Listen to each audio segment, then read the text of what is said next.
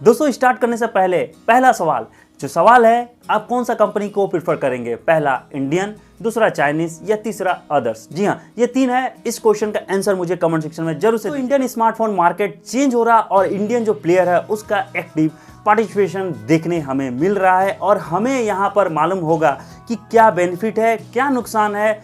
यहाँ India and China जो smartphone industry का प्लेयर है उस पर हम लोग बात करेंगे, यानी दो डिवाइड कर देते हैं, इंडियन स्मार्टफोन प्लेयर और चाइनीज स्मार्टफोन प्लेयर। और हम इसमें देखेंगे कि क्या बेनिफिट है इंडिया को और क्या बेनिफिट है हमको, और नुकसान भी हम लोग देखेंगे कि क्या है। यहाँ पर ये सारी बातें होंगी, लेकिन सबसे पहले अपना जान पहचान बनाएंगे। नमस्कार दोस्तों, मेरा नाम है पवन और आप देख रहे हैं tech with Tiwari ji channel. और चलिए बात करते हैं क्या चाइना स्मार्टफोन प्लेयर और जो इंडियन मार्केट में जो नया नया इनिशिएटिव माइक्रोमैक्स ने लिया है, तो यानी इंडियन प्लेयर का क्या वैल्यू रहेगा और क्या मार्केट में पोजीशन आने वाला है, ये जानेंगे। यानी India and China smartphone player का डिटेल्स में बात करेंगे। तो चलिए डायरेक्ट मुद्दे में। दोस्तों आगे बढ़ने से पहले बता दूं 7 पॉइंट पर मैं बात करूंगा और ये 7 पॉइंट बहुत इंपॉर्टेंट है, जिससे आपको क्लियर हो जाएगा कि क्या बेनिफिट मिलने वाला है और क्या हमें आगे आने वाले टाइम पर दिखने मिलेगा स्मार्टफोन इंडस्ट्री का मार्केट में। तो यहाँ पर सबसे पहला जो पॉइंट है वो रहेगा आपको इकोनॉमी। जी हाँ, यहाँ पर जो पहला है और सबसे इंपॉर्टेंट चीज़ है इंडियन इकोनॉमी का बात करेंगे।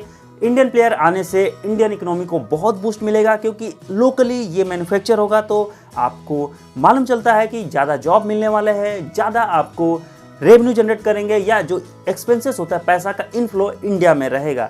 अगर इकोनॉमी सिर्फ इसी पर डिपेंड है तो ऐसा गलत है। अगर माइक्रोमैक्स की ही बात करते हैं, अगर वो अच्छा काम कर रहा और आउट ऑफ द इंडिया जाके सेल करता है तो बाहर के पैसे भी इंडिया में आएंगे, जिससे इंडियन इकोनॉमी को काफ़ी बेनिफिट होगा। तो ये इकोनॉमी एक साइड से बात की है। तो क्या अभी जो चाइनीज़ प्लेयर है उससे हमें इकोनॉमी में नुकसान हो रहा? तो यहाँ पर मैं बोलूँगा प्लस माइनस ऑलमोस्ट जीरो हो जाते हैं। लेकिन एक चीज़ है कि अच्छा अमाउंट ऑफ पैसा बाहर जा रहा है, तो उसका डिटेल्स में मैं थोड़ा सा बात करता हूँ। सबसे पहले इंपोर्ट ड्यूटी, एक्सपोर्ट ड्यूटी, ये सारे जो चीज़ें हैं, ये बाहर से कोई माल आता है या बाहर हम कोई माल को भेजते हैं या प्रोडक्ट को भेजते हैं तो उस पर चार्ज लगता है। तो अगर चाइना से कोई अगर प्रोडक्ट या स्मार्टफोन आ रहा है इंडिया में तो उस पर एक इंपोर्ट ड्यूटी लगता है, जिससे आपको इंडियन में कुछ पैसा आएगा। लेकिन इसका सेकंड पार्ट ये है कि अगर उस प्रोडक्ट पर हमें इंपोर्ट ड्यूटी का चार्ज गवर्नमेंट को देना पड़ रहा है, यानी चाइनीज प्लेयर को देना पड़ रहा, तो वो जो चार्ज है वो हमसे ही लेंगे, यानी आउटफ्लो जो हो जा रहा वो बराबर हो जा रहा है। इसीलिए मैंने बोला था minus and plus equal to zero हो जा रहा है अभी तक के हिसाब से। लेकिन अगर कभी भी कंपनी मार्केट में आई है, बिजनेस कर रही, तो वो प्रॉफिट अर्न करना चाहती है, आइदर वो सेल्स हो या आइदर वो अपना सर्विस दे के हो। तो इन दोनों जो सिनारियों में अगर कोई भी पैसा हम उस कंपनी पे इन्वेस्ट करते हैं, यानी कोई परचेस करते हैं या कोई सर्विस लेते हैं, तो वो जो पैसा है वो आउटफ्लो हो रहा है। तो यहाँ पर हमारे पास एक नुकसान है कि हमारा जो इंडियन का पैसा है वो बाहर जा रहा। तो इकोनॉमी में क्या है, इंडियन प्लेयर आने से हमारा इकोनॉमी को अच्छा बूस्ट मिलेगा और ये सबसे इंपॉर्टेंट बात है। जाहिर सी बात है, अगर चाइनीज़ कंपनी आके लोकली मैन्युफैक्चरिंग करती है तो यहाँ पर जॉब मिलेंगे, लेकिन अगेन उस कंपनी यहाँ आके बिजनेस कर रही तो वो प्रॉफिट करेंगे और वो प्रॉफिट ही पकड़ लीजिए वो बाहर जाएगा। तो मतलब पैसा कुछ ना कुछ एक अच्छा अमाउंट बाहर जाएगा। तो इकोनॉमी के लिए इंडियन प्लेयर का एक्टिव पार्टिसिपेशन बहुत ज़रूरी है और अच्छा काम करना बहुत ज़रूरी है। बात करेंगे सेकंड नंबर पर, तो सेकंड नंबर पर होगा जो डेवलपमेंट। जी हाँ, अगर मैं बात करता हूँ डेवलपमेंट की, तो अगर हमारा जो इंडियन प्लेयर है अच्छा काम करेगा, अच्छा इनिशिएटिव लेगा, अच्छे इनोवेशन करेगा, तो डिजिटली हम अपने इंडिया को और डेवलप करेंगे।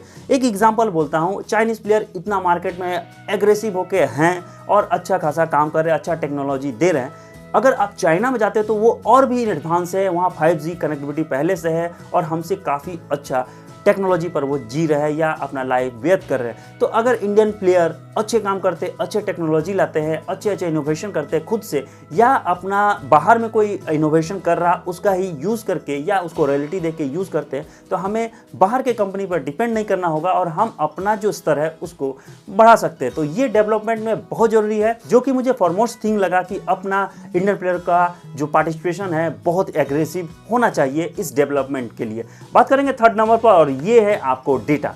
जी हाँ, अभी हमें मालूम है डेटा को मैं दो पार्ट में डिवाइड कर देता हूँ कि कहाँ स्टोर हो जाता है और इसका प्राइवेसी का क्या फंडा है। तो बात करते हैं अभी जो इंडियन प्लेयर है तो उनका जो लोकल स्टोरेज होगा इंडिया में होगा, तो हमारा डेटा सिक्योर ज़्यादा होगा, यानी हमारा सिक्योरिटी लेके कोई कंसर्न थोड़ा कम होगा, क्योंकि यहाँ पर गवर्नमेंट अच्छा से उसको मॉनिटर करेंगी। लेकिन अगर वही बाहर के जो प्लेयर है वो अगर बाहर में अपना हम लोग का डेटा स्टोर करती है तो हमारा एक रिस्क होता है। लेकिन अगर सिमिलरली आते हैं इंडिया में, वो लोकली स्टोर करते हैं, फिर भी हमारे पास एक रिस्क रहता है, क्योंकि एक अदर पार्टी उसे मॉनिटर कर रहा है, जो कि हमारे पास रिस्क है कि वो कभी भी अगर डेटा ब्रीच करता है या कुछ वायलेशन करता है रूल्स का, तो वहाँ पर डेटा लीक हो सकता है।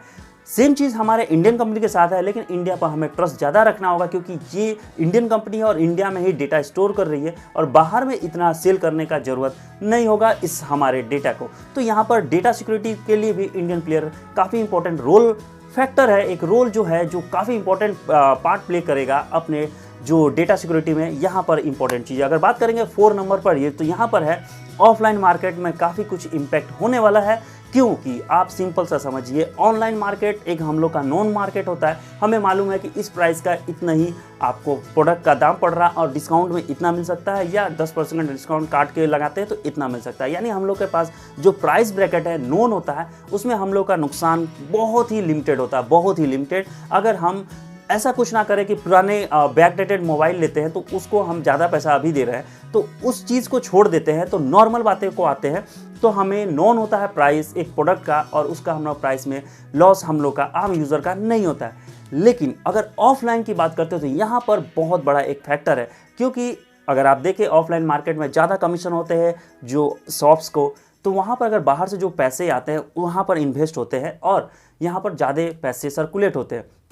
तो अगर एक्टिव प्लेयर आ जाता है इंडियन का, तो यहाँ पर आपको 2 चीज़ देखने मिलेगा। सबसे पहले कमीशन का जो मार्जिन होता है वो कम देंगे इंडियन प्लेयर, क्योंकि वो प्राइस अपना एग्रेसिव रखेंगे, यानी कमीशन कम देंगे। सेकंड है पैसा का आउटफ्लो चाइनीज़ कंपनी या अदर बाहर की कंपनी ज़्यादा कर सकती है, एज बिकॉज कि वहाँ पर मार्केट अभी भी कैप्चर करना है और वो ह्यूज अमाउंट में कमीशन एंड आपको एडवांटेज देने का कोशिश करेंगे कि ये डिवाइस को सेल करो, ज़्यादा मैं पैसा दूंगा। तो ऑफलाइन मार्केट अभी भी मैं बोलूँगा बहुत ही कंपटीशन है, क्योंकि वहाँ पर बहुत सारा इन्वेस्टमेंट ऑलरेडी फॉरेन के और बाहर के जो प्लेयर है वो करके बैठे हैं और यहाँ पर पैसा का खेल हो जाएगा ऑफलाइन में भी। लेकिन अगर सेंटीमेंट की बात करते हैं तो अगर इंडियन जो माइक्रोमैक्स कंपनी है या अदर और भी कुछ आती हैं तो वो अच्छा कमीशन वहाँ भी दे, नॉर्मल कमीशन जो बनता है वो दे और अच्छा डिवाइस दे, तो उस सेक्टर को भी आस्ते आस्ते टाइम लगेगा लेकिन उसको किल कर सकती है। तो ये मेरा ऑफलाइन में एक इम्पॉर्टेंट पॉइंट था, चाइनीज़ एंड इंडिया वाला जो स्मार्टफोन इंडस्ट्री है इसके लिए, क्योंकि ये बहुत बड़ा पार्ट प्ले करता है। अभी भी आप बोलिएगा तो एक नंबर ऑफ परसेंटेज, मान लीजिए मैक्सिमम 30 to 40% जो बंदे होते हैं वो ऑनलाइन परचेस करते हैं, लेकिन मेजॉरिटी जो प्लेयर होते हैं